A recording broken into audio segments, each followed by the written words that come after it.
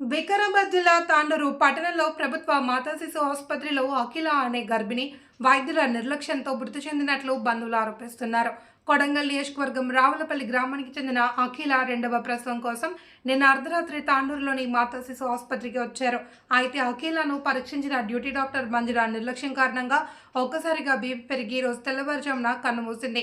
ప్రసవం కోసం రాత్రి 1 గంట ప్రాంతంలో ఆసుపత్రికి రాగా వైద్యులు పట్టించుకోకపోవడంతో అఖిల మృతి చెందినట్లు వైద్యుల నిర్లక్ష్యంపై బాధితులు 7తో ఆసుపత్రి ముందు ఆందోళనకు దిగారు.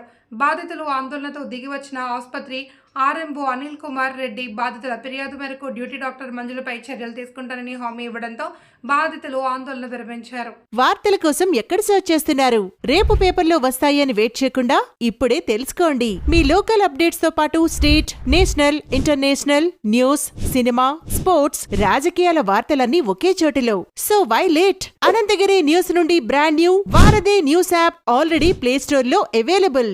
డౌన్లోడ్ చేసి న్యూస్ చూడండి. వారధి న్యూస్ యాప్, మీ న్యూస్ మీ సక్సెస్ జర్నీ.